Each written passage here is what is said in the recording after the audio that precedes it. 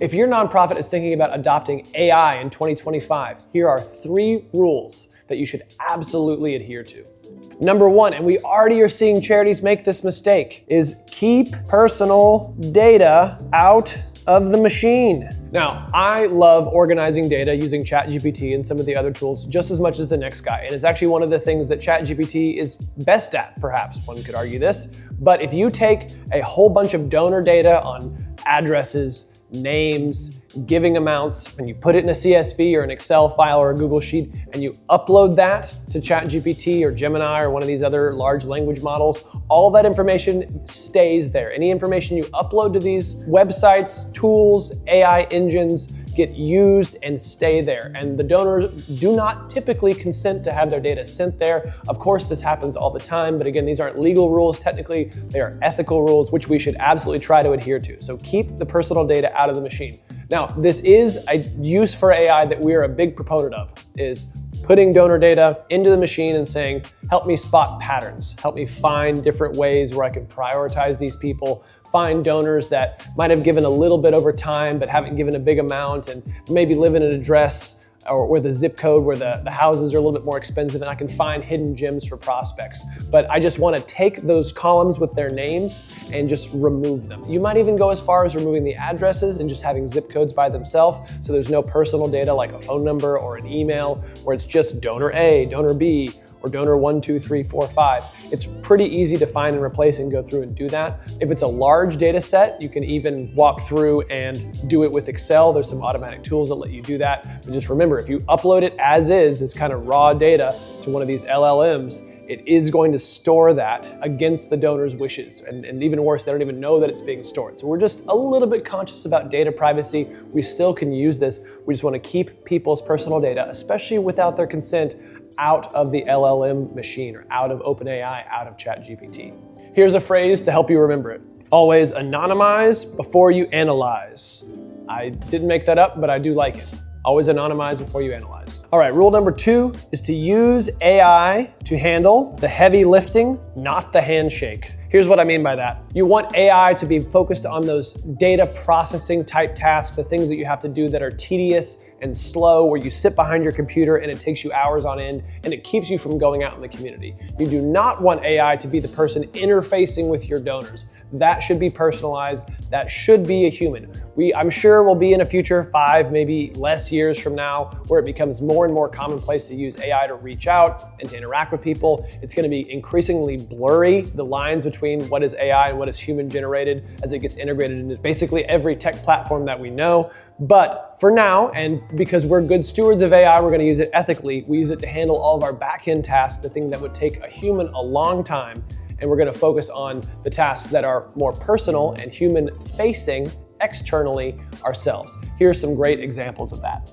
Number 1 is spotting trends. Now, again, we've already anonymized our data. We've already taken the names and phone numbers and addresses out of the data before putting it into ChatGPT. But once it's in there, we can ask things like, show me donors who gave less this year than they did last year. What donors are trending downward? This might give me a good idea of which donors I need to call, saying, I have time to call 10 or 12 donors this week, over 2 different multi-hour blocks, and I'm just gonna kind of steward a couple donors. I'm gonna make sure it's a priority. Well, who do I call? Well, why don't I call ones that used to give a lot and now are giving a little bit less, but I don't know who that is, but I can quickly go into the ChatGPT thread that has that data in it and say, show me the ones that you think I should call. And it's like, hey, here's 10 or 12 right here that I think you should call, and here's why.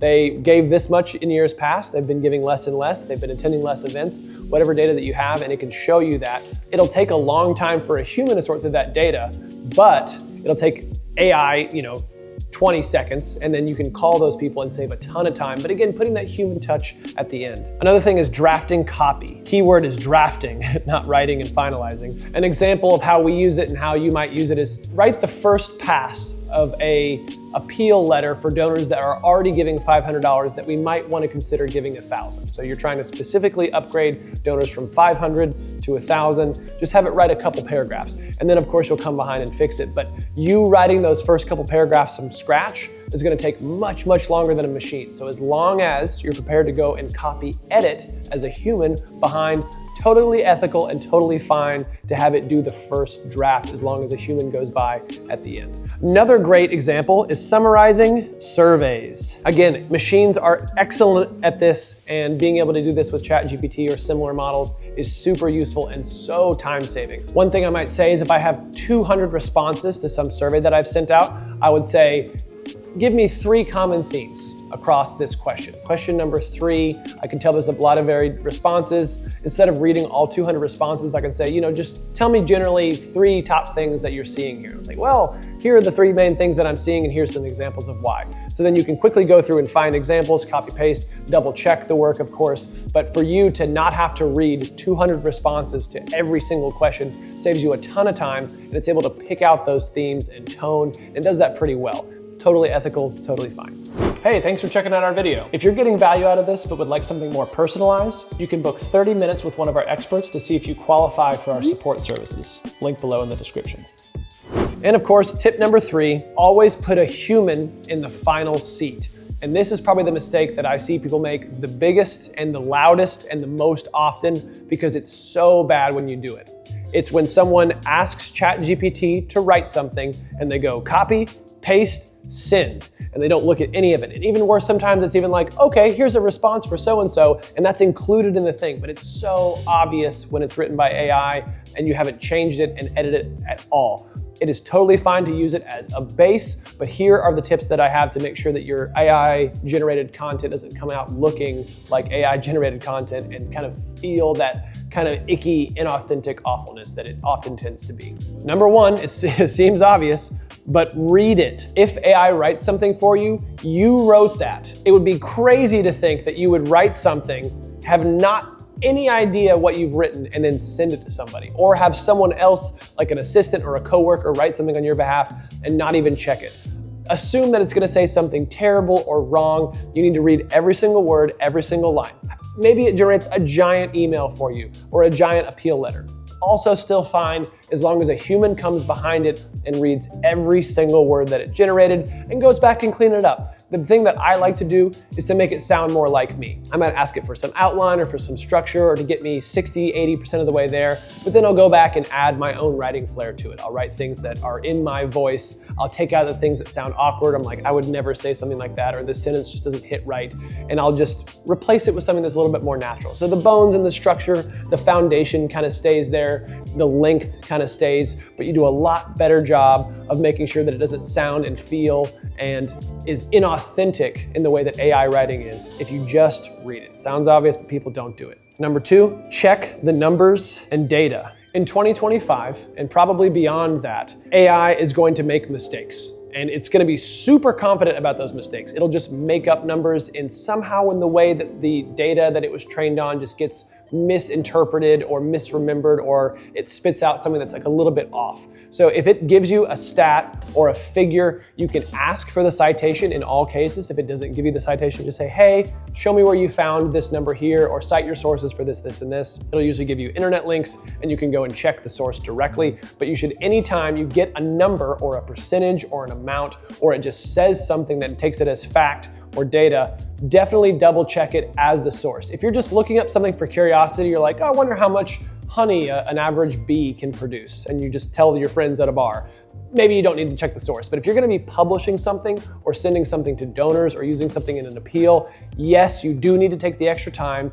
Maybe it finds the data for you, but click on those links, click on those sources, go to the original source material and figure out where it got that data and is it reputable. Assume that every number that it gives you is wrong, start there and work your way backwards. I know that's annoying and I know it's slow, but it is absolutely critical, and it's how we can stop the spread of misinformation. And here's a final bonus tip if you work on a team, is having a sign-off signature or some way of checking. So if there's something that's written by AI and lots of people are collaborating on it, you can put a little tag or a comment or whatever system that you use that just like, hey, this was checked by a human. You can flag it in a color, you can print it out and mark it with a physical marker if you want, however you want to do it, but you want some level of like, this has been signed off by a human. Like, Portions of this may have been AI generated, and we always try to disclose that, and you should too when you have that. But at the end of it, a human came through and went through every single piece and made sure that it was correct. In the same way that a computer is a tool, or you go back even further, and a typewriter is a tool, it's not cheating to use those things instead of writing with a quill and ink. AI is a tool, and we shouldn't think of it as a replacement, but just something that we interface with, that we can ethically work together to help raise more money for our missions. All right, final exam here. I'm gonna give some scenarios and we're gonna see where we can put these. We're gonna say these are green light, which is totally fine to use AI, go right ahead. These are yellow light, yes, use AI, but use with caution. And then we have, of course, red light, which is do not use AI, based on what we've learned today. Starting with the green light bucket, you can ask things like, how many gifts came in last month? You've already anonymized the data, you've uploaded to ChatGPT, and you can ask it things like, how many gifts came in last month? Totally fine. It's anonymized, it's gonna find and sort data, it does that great. Drafting social media captions. Also totally fine. As long as a human comes by and checks them, it's a lot of work to write. Say you post 15 times a month, every other day or so. That might be on the high side, but say you have to make 15 social media captions a month. That's time that you could otherwise be spending raising money. Totally fine to have it generate the first round or the first draft of captions. Then just go through and delete all the rocket ship emojis that it adds because it loves to add those for some reason and make it sound more like you. Clean it up, just kind of double check it. Yellow light, exercise with caution example. Predictions on donor behavior, saying, well, based on the data that you have, which donors are going to give the most next month? Yeah, that might work, but it's just gonna make stuff up. It has to give you an answer. It knows that it has to give you an answer, so it's gonna do its best, but that may not be quite what you wanna use it for. It would be a fun party trick if it could, but it can't quite predict. It's just gonna look at patterns and give its best guess. So fine to do it, but know that it's a guess. Next is drafting a major gift proposal. Especially if this gift proposal is a 6 or maybe even a 7-figure gift proposal, probably should be written from scratch by a human. This is a large enough amount of money that you should take a lot of time to do it. Maybe it's fine to let AI take a first pass at it as long as you come by and heavily edit it. Just want to be aware that you don't want to have it write it, print it, send it. It's going to make mistakes. It's going to sound inauthentic. And increasingly so, people will notice when things are written entirely by AI. All right, and final category, red. This is things that you should not use AI for. Uploading credit card numbers. I give this example because we have seen it happen where it's like, whoa, we have a database and we have payment information. We'll just dump it in ChatGPT and have it sort us. It's like, no, do not put personal information, do not put financial information. There's no scenario where this is okay, especially with these public language models. Do not do this. Another and final one is publishing AI copy or publishing an AI draft of something word for word.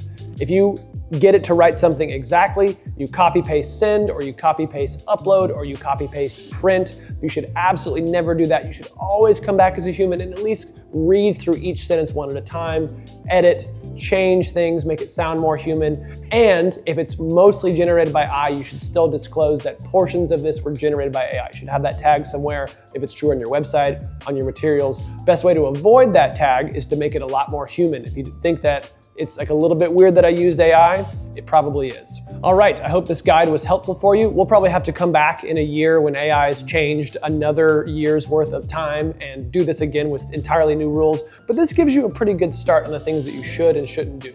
What you should do is use AI to speed up your workflow and use it as a tool to help raise more money. And hopefully this guide gives you some guardrails on how you should and shouldn't use it, because it is going to be faster. You are competing with other organizations who are also using AI to save time for those same philanthropic dollars. So super useful and great to add to your workflow as long as you do it ethically. If you'd like additional help with your fundraising, you can always head to pridephilanthropy.com and click on that Let's Chat button. Allows you to speak with one of our team members directly to see if we can help you. Thank you so much for watching, and we will see you in the next video.